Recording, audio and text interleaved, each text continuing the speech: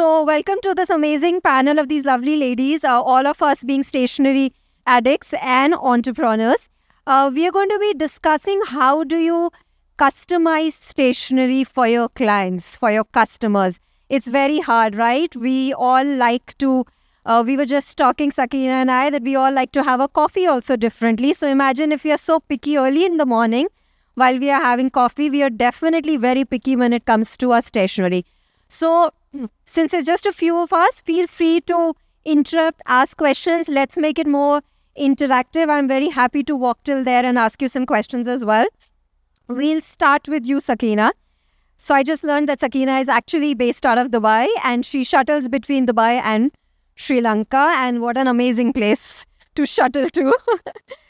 She has the toughest audience to deal with. She deals with school children. God bless you. Now, she is the head of international business at Atlas Axela, the market leader in school supplies in Sri Lanka, with export operations in 10 countries. And she's often been told that she's obsessed with details, which kind of works in her favor because in her current role, she's developing the company's original design, manufacturing, and private labeling verticals. Congratulations on your role. So like I said, you are dealing with the toughest players. The youngest, they are the decision makers. They decide what is going to come into the home and in the shelves. Parents have no importance there. How do you please them? How do you customize what you for them, for the young ones? Yes, you're right. If you look at the context, kids' school supplies, there are two primary assumptions that we found to hold true largely. One is that parents are looking, it's a value-centric portfolio, right? Kids break stationery, lose stationery, rebuy stationery. So when parents are buying stationery, they're actually looking for some kind of inherent value. When you look at the purchase decision, it's this delicate dance between a parent and a child. Because typically what will happen is a parent will shortlist a set of brands based on quality, hygiene, price, value, etc., and kind of guide their kids within that shortlist. But ultimately, it's the kids' decision what they're going to pick off the shelf, right? So when we look at designing kids' stationery, I think within this context, there are two spectrums we refer to. One is it discretionary buys or essential buys? And two, is it buying for utility and functionality, or is it buying for lifestyle and trend? And that's kind of our first jumping off point, right? Where in these two spectrums do you want to sit? The second one is obviously looking at what kids are interested today in the market, where the trends are coming from. But for us, one of our big differentiators is we're very, very keen on functionality of the product. And so, we've been in existence for about 60 years now. And one of our key stakeholders are educationists and child psychologists, because they are able to guide us in creating products that actually beneficial for the kids to use, develop muscles that they need in gripping a crayon or a pencil, and ultimately they become our biggest input in that product development phase. We look at design. I think design is another key differentiator for us. And these days, kids are inspired by everything, everywhere, right? So it could be like TikTok, it could be nail art, it could be what have you. But it's a combination of kind of putting these things together, and especially in a customized market where you're working with other brands and clients with other, design principles or values ethos. It's about how do you take the knowledge that you have of children and trends and pair it with the wish of the client, essentially.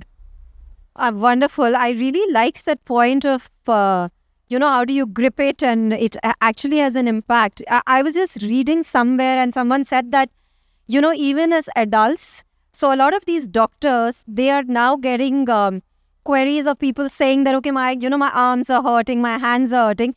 And he pointed a very simple thing which has stayed with me. He said, once upon a time when you had to roll the car window, you did this. So at least you did it twice or thrice. Now you're not even doing that. So I can't even imagine the world we are growing in.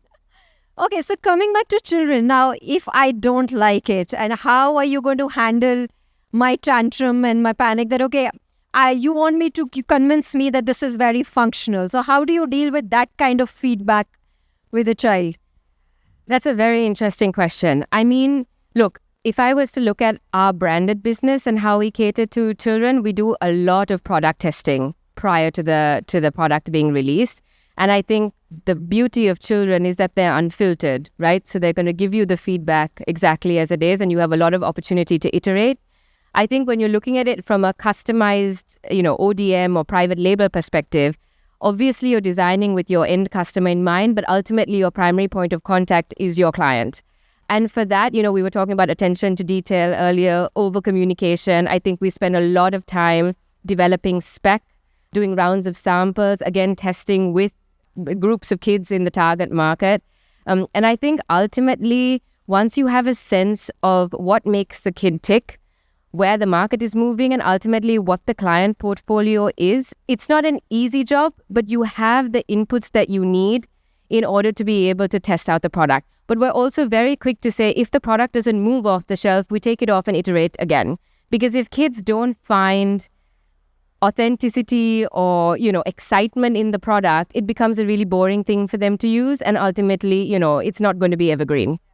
Agreed. And like you said, that they give you the unfiltered feedback, which is brilliant. So you mentioned earlier that, like kids and even adults, I guess, we get inspired from everything, whether it's hashtags and it's TikTok and whatever we are seeing around us. So what are the trends that you see in the next few years in your line of work? So we've been looking at a couple of things. One is, I think, obviously, we're very interested in the kids' learning journeys. And I think there's going to be sort of hyper-personalization in the learning journey itself. That means not only how kids learn, but what they use to write and remember. And so, we've grown up in the age of standard exercise books and, it's a one-size-fits-all solution. What we're seeing now is customization is really going to lead the industry because kids are already looking for personalized notebooks, sticker sheets, diaries, planners, coloring journals, what have you. It's going to be very much a self-reflection of their aspiration. And kind of tangentially related to that, I think there's this rise of we call them a creative hobbyist, where, as we were talking about earlier, there is this need to self-express, and that's very apparent in children as well, allows them to build a sense of community with their art. And so we're seeing this creative hobbyist actually become an active buyer in the stationery space. Of course, there are two other large trends that one can't ignore. One is sustainability in itself, where anticipating that that's going to be a bigger trend in developed markets than developing markets, where, of course, spending power is higher. But also you're going to see this digital overlay in many of the products, right? So you're writing in a notebook, but your notes are being kind of transferred onto your computer or onto your cloud. You have pens that will have an inbuilt memory stick that will kind of remember what you wrote, because there's still a benefit in writing, as, educationists will still advocate for it. But then you can transfer those notes onto your digital device. And so I think in a traditional stationery world, you're looking at customization and artistic expression. And as you look a couple of years ahead, inevitably sustainability and obviously this digital overlay. God, it sounds like a very sci-fi world. Like I would want to get my hands on that pen. Does anybody want to share their favorite stationery product from their time? Anybody? Any particular pencil, eraser that you hated sharing with your sibling? Something you got as party favors? No? Okay, think about it because I'm going to come back. Okay, customer satisfaction and customer interaction. Najeeba, I think there's not another person who can answer this other than you, right? Like we were just speaking earlier that Najeeba, again, has a very tough audience. She deals with artists. Artists are moody. I'm one. I know that. So you again have a very, very tough audience. I have a formal introduction which I'll read, but she's going to make this conversation really interesting. So she is the founder and managing director of Scribblebox, one of UAE's most beloved art supply companies. With a background rooted in creativity and honed by corporate experience, Najeeba has actually redefined retail through experiential shopping. You'll find her giving people all kind of experiences here, including at Paperworld Middle East and at World at Dubai as well, as I've seen. She's really captivated the creative hobby and the artists section here. So my question to you is, artists are tough to please. How do you deal with them and how do you interact with them and understand what do they want? I know you are like an expert at hosting workshops and guiding them through. So tell us more on how do you deal with it?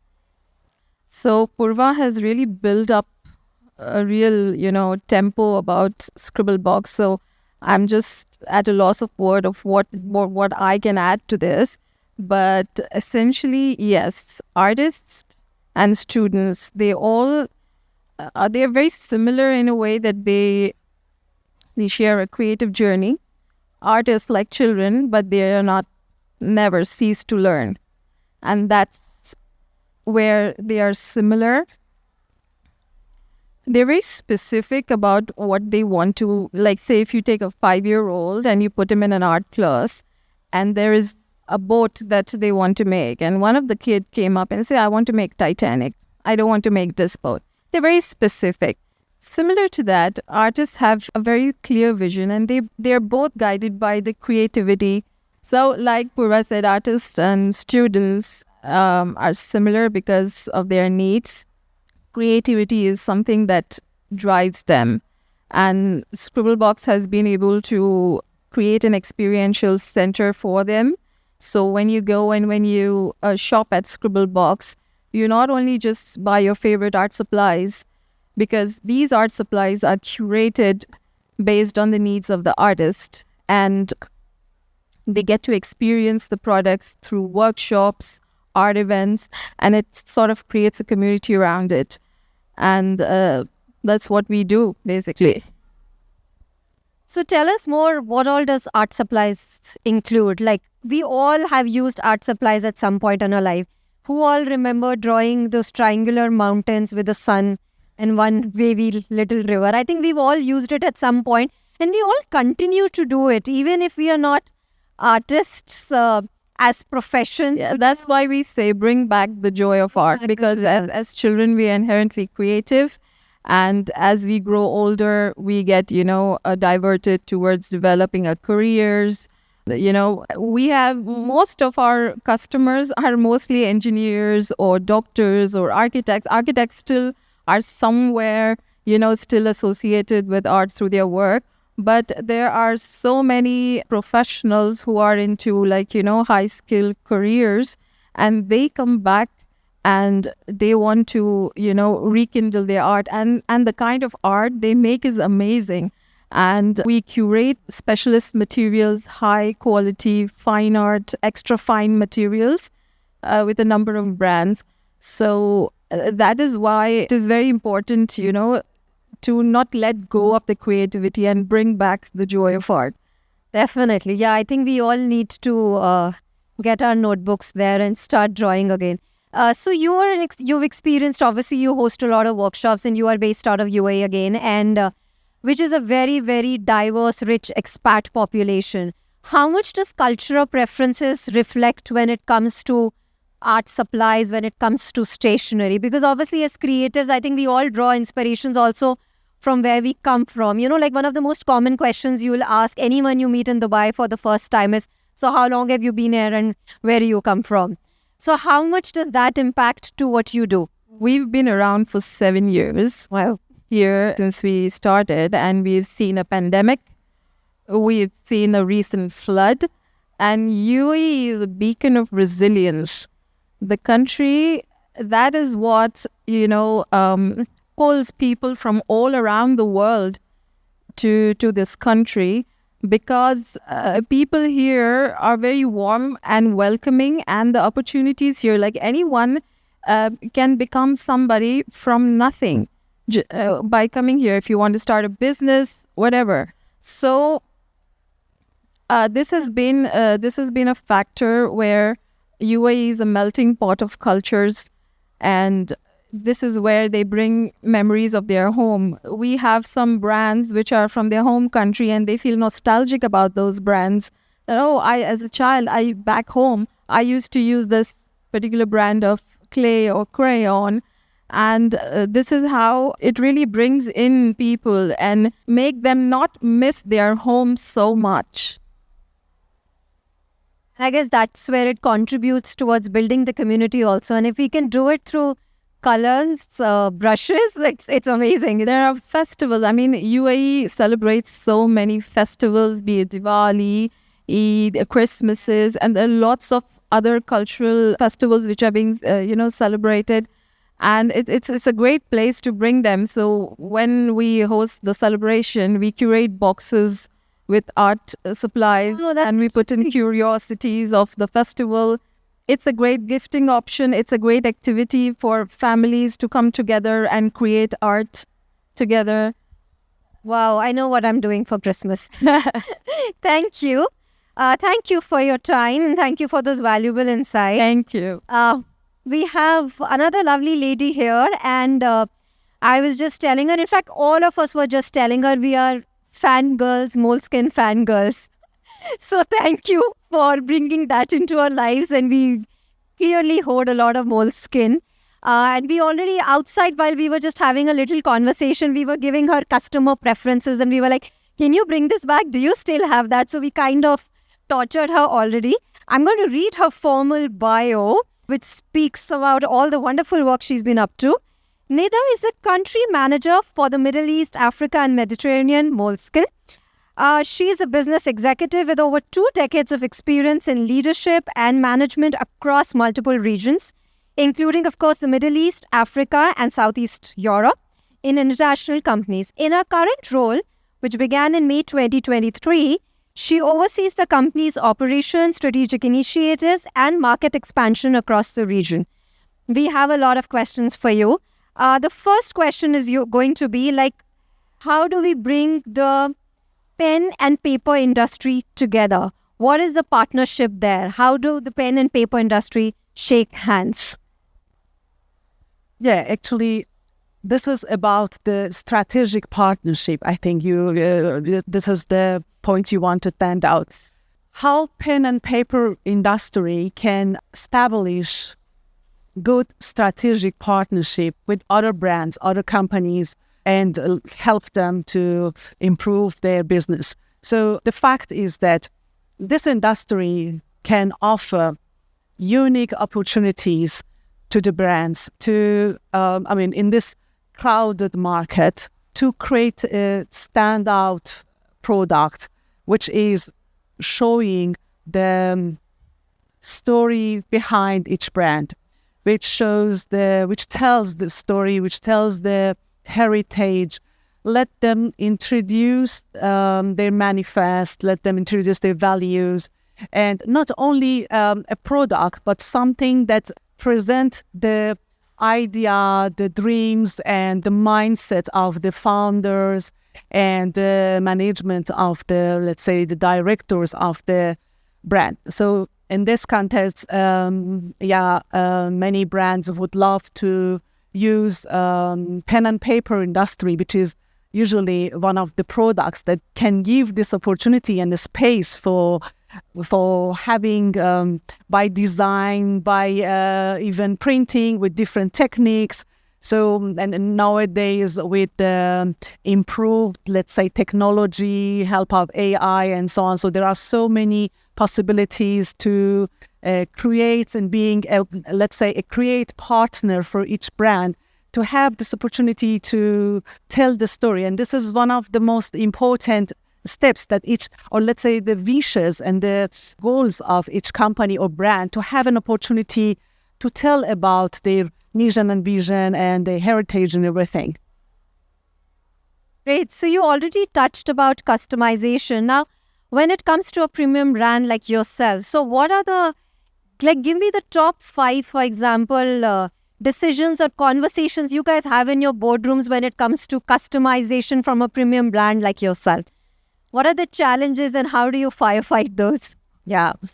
So for Moleskine is also, in Moleskine, this is the customization and let's say the personalization has been a very important part of the business, even in terms of the turnover, not only in terms of the brand awareness and marketing activities, but also in terms of the turnover. It's an important part of the business, the customization and the corporate gifting and so on. So in this, of course, there are different sides. So we have the strategic partnership side, that this is a customization, which we have the challenge that it takes a long time that the partner, the brand, which could be a client from arts and culture, like a museum, or a client from educational, like a university, or a client from an iconic brand, like a well-known even airline or a local brand in a country.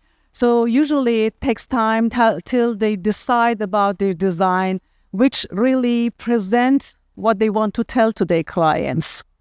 Even when it comes to a city notebook, for example, even it comes, so it takes time for the designers to really understand what is the best things to put together to be, first of all, a practical product, and then to have it still nice but also give the message as it's wanted to be. So, then it's usually a big project, and at the first step, that how to design it. That's the first step. And the second design is actually to choose the different technique, and then have the confirmation and make the client satisfied from what they really wanted to have, and is it really the thing that they wanted to present to their market as their identity, as their values. And and at the end, of course, the quality should remain, and to make sure that beside all the modifications and changes and everything, we still have also the DNA of Moleskine still in the product. That's why we are also quite picky to do partnership. Correct, So that's why we also usually look for the pillars, or let's say the categories, which is more or less fitting our values, which we say, okay, unleash your creativity by putting a pen on a paper. So, and we are looking for the people with the same mindset, like art and culture, as I mentioned, like universities and iconic brands, which they are really into those concepts. So, it's also, many times it happens that we have to ignore a very good, let's say, deal or partnership. We have to ignore it. We have to reject a very big request from a client, which is so far away from our values. Okay, so from profit and loss point of view, this is not good for the company, but from the long-term view and a strategic point of view, this is what we decided to do. And of course, we pay now some cost for it, but we know that in long term, we establish or fit more in those. It helps us also to bring up our values in the different channels and industries. Yeah, but I guess those are the tough decisions you have to make. That's why one can know a certain product from a distance, because you've stuck to the core, like you said, because it's a story you've been telling for decades now. So you touched upon, brand building. How much do you think, for our audience also, so if I'm into this business, and how much should a brand actually spend in terms of, say, time and money and decision making when it comes to brand awareness, and how much effort they're putting into customizing it? What should be the strategy, or what should be, or the do's and don'ts according to you with your decades of experience? Yes, of course.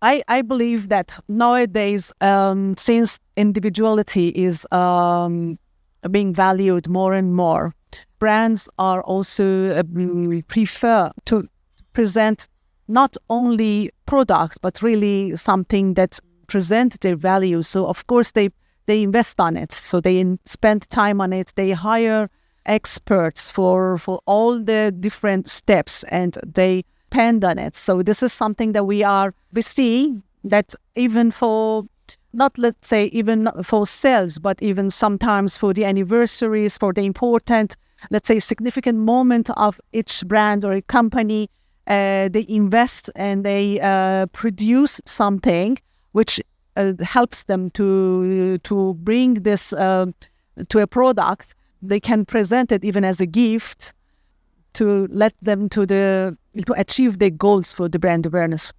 So it's important to communicate, and nothing better than paper and pen. Yes. To communicate. So all of you have touched, before I go to our last speaker, all of you have touched about bespoke is the word, and you have to really make your customers happy, but it can get really challenging, right? It reminds me of that meme, I'm not chocolate, I cannot make everyone happy. So I want to quickly come to three of you before we go to Usha. How do you do that? Like, how do you keep everyone happy? And like she said that sometimes you have to take tough decisions. What do you do when you're not chocolate? So part of this is a design element, and then part of this is a manufacturing and operations complexity, right? We've actually started looking to the garments industry because in terms of operations, we found that to be quite enlightening where, having a design portfolio is possibly the easiest thing to solve, right? When it comes to kids' stationery especially. But the question is, how do you look at your operations in a way that you're actually catering to demand without overstocking or having returns, etc.? And for us, we do, it's almost like a modular process where you produce all the common elements together. And at the very end, there's a value-added service that you do, whether it's changing a sticker sheet or, sort of stitching on a new cover, etc. But ultimately, what we found is that it gives you more flexibility and you can be faster to market because you're not actually, you're not assuming what the market wants. You can react to this. But ultimately, it is a challenge because, you spend so much time in product development. You would hope your products are evergreen, and to a certain extent they are. But with customization, you have to look at the elements of the products that will remain a truth in the medium to long term. But your processes do have to change in how you're manufacturing the product and taking the product to market, essentially. Correct. Najiba, how does it work for Scribblebox? How can you keep every artist happy, and how do you deal with a negative feedback? And I know it's long-term customer satisfaction is also very important, but we're living in a very hashtag-friendly way where it is getting tougher to actually respond in real time to the demands as well. So as Scribblebox, we believe in values and creating we are passionate about something, then people who are passionate about similar things come to you. Yeah. So if we go to please everyone, we please no one. Correct. So if, for example, if I'm passionate about, let's say, a product, let's say watercolors, this is my favorite medium, and I have done extensive research on watercolors. So I know what I like.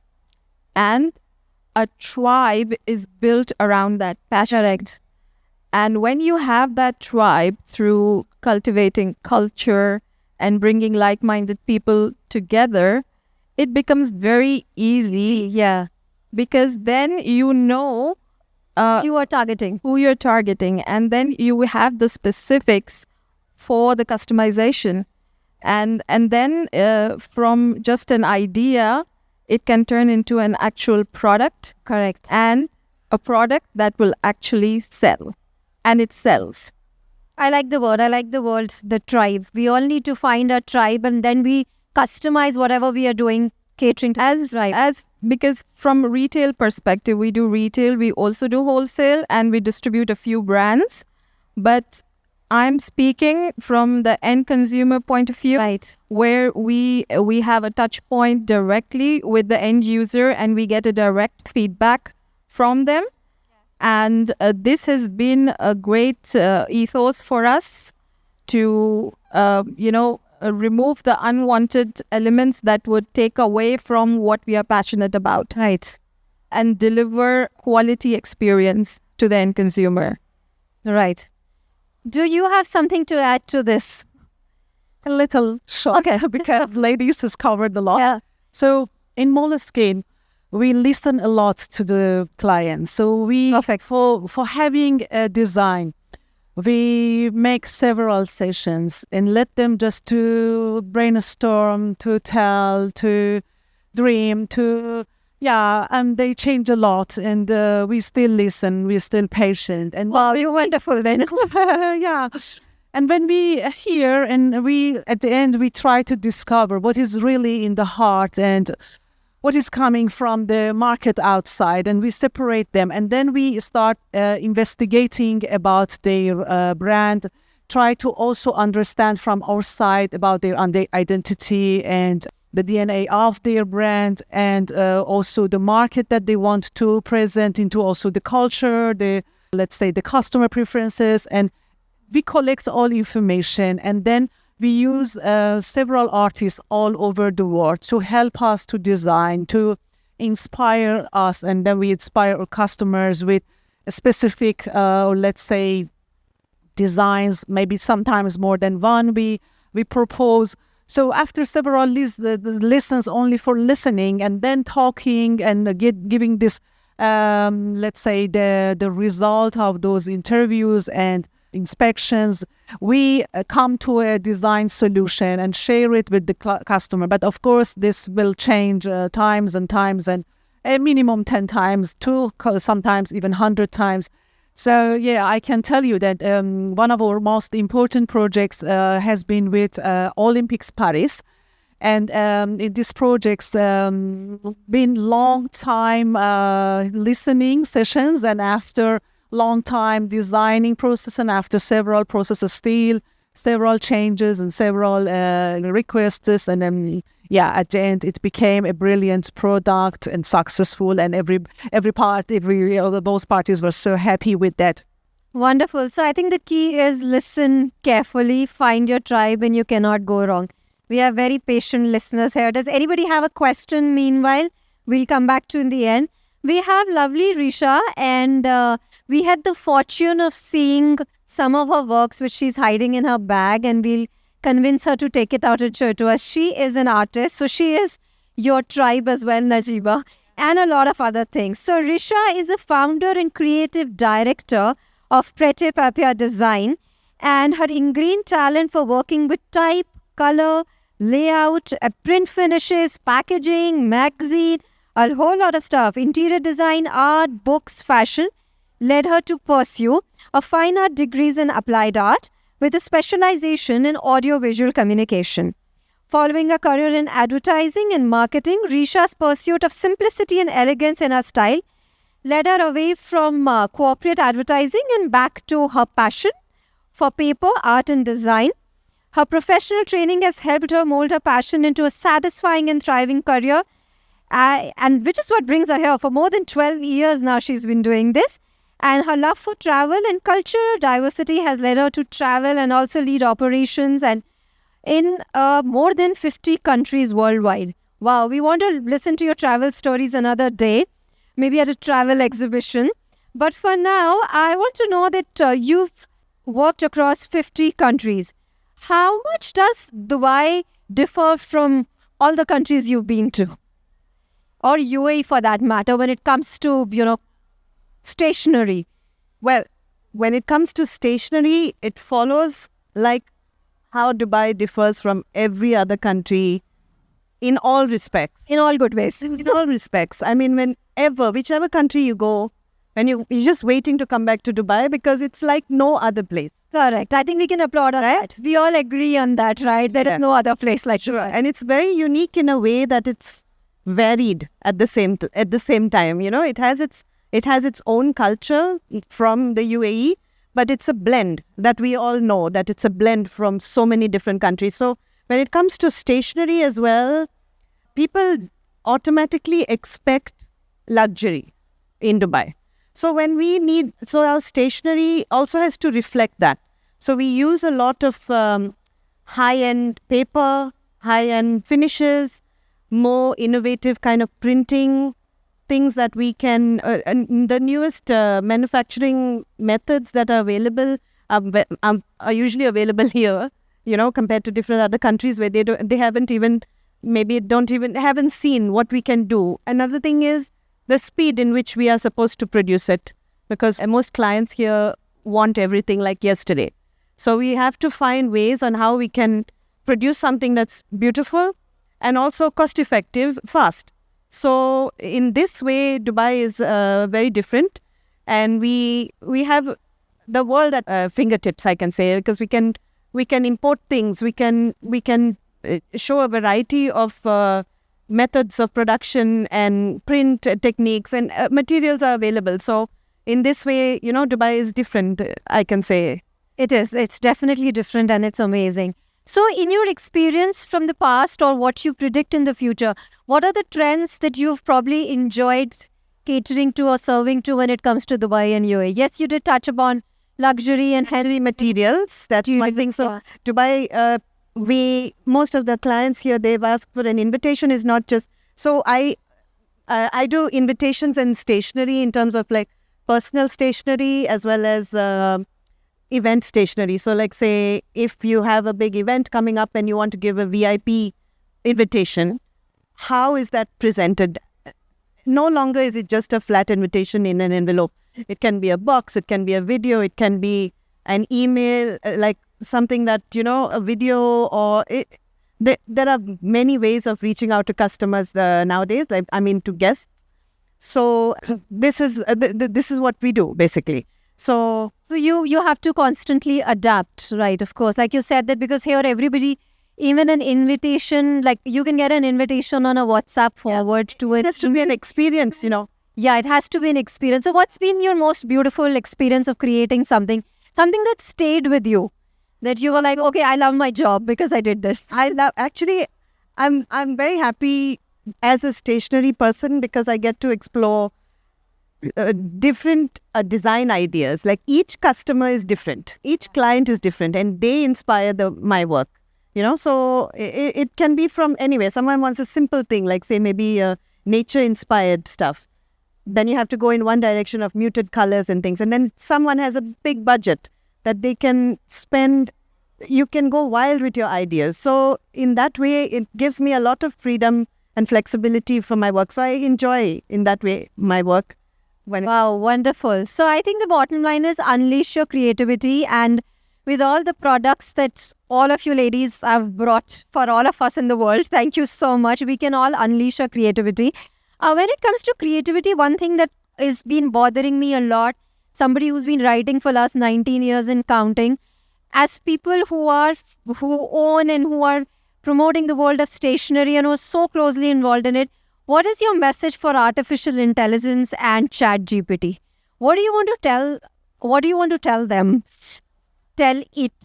Do you have a message that you have from as stationery addicts, as stationery owners and stationery person, like she called herself? Anyone, this is for anyone to answer. Go ahead. I knew the artist would be like, I have a lot to say to artificial intelligence. Artificial intelligence, we love you. Yes. Thank you for making our work faster, easier, and you still need to work a little bit harder to match the speed of my mind.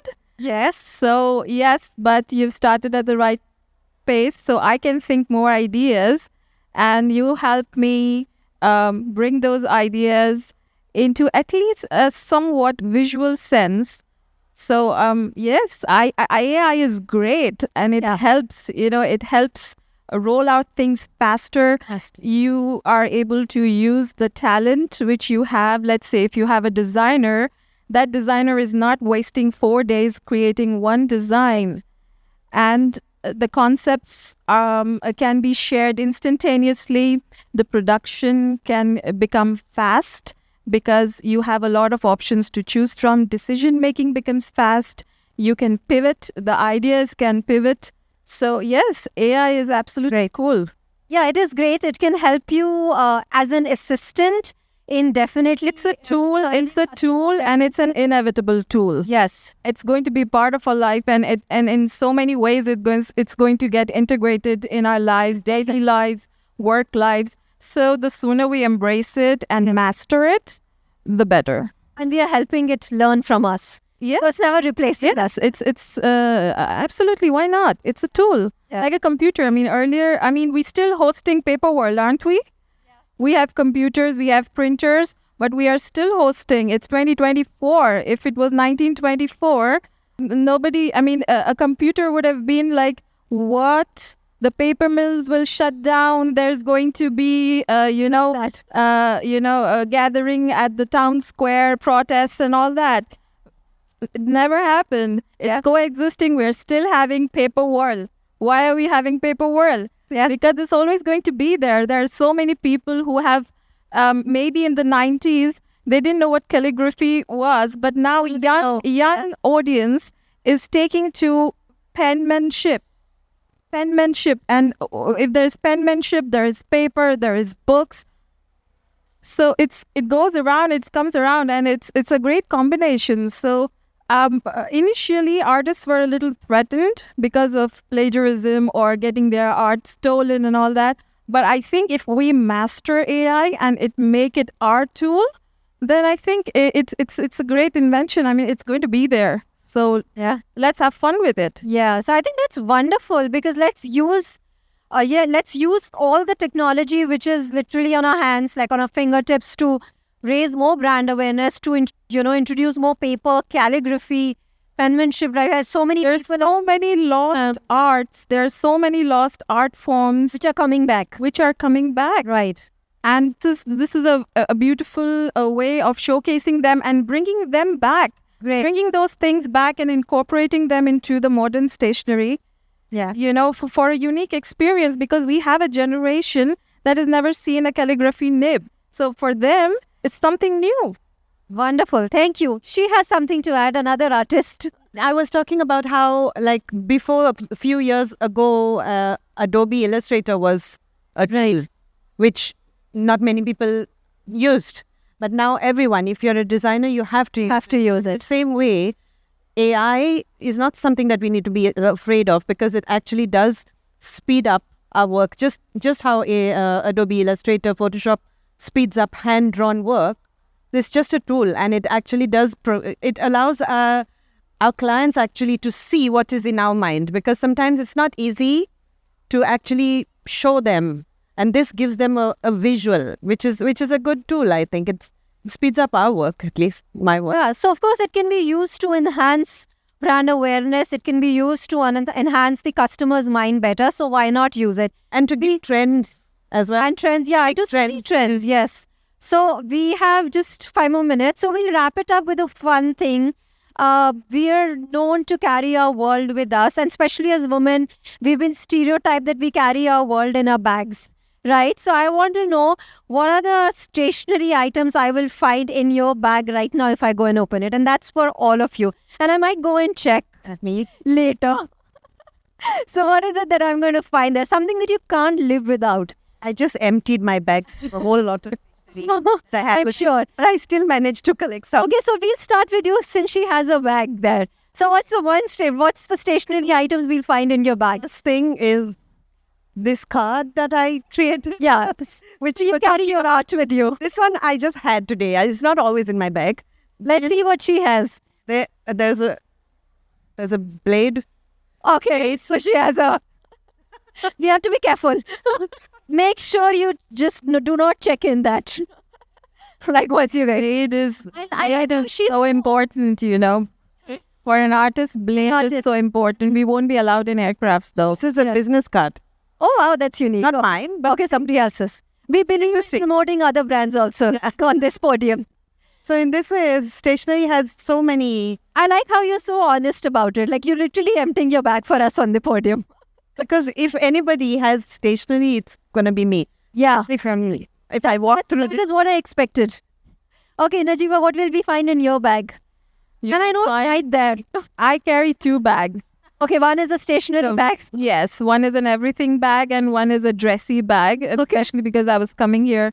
So I thought maybe let's be dressy, but it's still sitting there.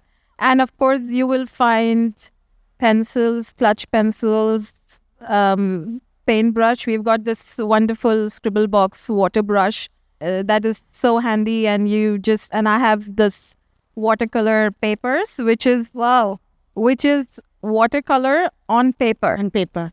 So it's not a tub, not a tube. These are watercolor painted on a sheet of paper and a number of colored sheets. So it makes it very portable. And I'm a big fan of portable sketching. So of course, a sketchbook, water brush, and marker. Your bag is not a bag, it's a stroller. Yeah. Yeah. Like I'm gathering, Yeah, but it's very compact. bag It's now. very compact, and I can actually create a complete artwork with just a few things. So, portable sketching it's another way of expressing wherever I go. If I'm in a coffee shop, something takes my fancy. You'll just sketch it. Yeah, I show. And then when I open, I can remember the incident that happened while I was sketching. I mean, taking a picture, you can just see picture because we scroll them so much. Yeah. But when you draw, there are a lot of thoughts that are there, and that drawing or that sketch is like, it's like a mind map. It's like a time stamp, for your mind. So you can relive the entire memory. It's a wonderful exercise. Yeah, I know which bag I'm stealing before I go. What is in your bag? I also have 2 bags. Oh, wow. Oh, my God. I just feel so bad now that I carried one bag today. For you. So, in my ordinary bag, which I go everywhere with, it is just a little notebook, because still I'm so attached to pen and paper. Of course. I even have to write my supermarket things still on a little notebook, and if I have to remind her to do something, I'm not using my cell phone yet. Not that technology user yet. I'm still using my pen and paper for my memory. And I have another bag, which when I am learning or working, I have a little pen box that I have the pens and the pencils in a few colors. Oh, wow. Yeah. So then, because then I do 2 things with them. When I'm studying, because I'm constantly from my childhood, last minute, I believe, due to my several movements to different countries, I have to learn languages. So now I'm living in Italy in the last few years, and I'm still learning because the grammatic is so difficult. So I need always these colorful things to write and for learning things. And also when I'm working, I use different colors to show the priority of my works. That what is the urgent, what is the with a few colors I determine for myself that what should I do first, and it's some signs for me. So that's it. So a pencil case, and at work I have a little bit big A5 moleskin notebooks. So and write my daily works there. Wow, okay. That's again one heavy bag. Sakina, what are we finding in your bag now? God, I was just thinking to myself, like, What else? more can I have? But no, I have a few things, but also in different varieties. I have an A4 notebook, I have a B5 notebook, and I have a tiny notebook, because I don't know which situation. All the notebooks to say. happy. I also have a mechanical pencil and a regular pencil in case the regular pencil breaks and I need a pencil. This is what I was saying about overthinking. Overthinking. I like highlighters of different sizes, and I'll typically have sticky notes with me because I like writing myself reminders and sticking it on my notebook right at the very front. Wow. Thank you so much.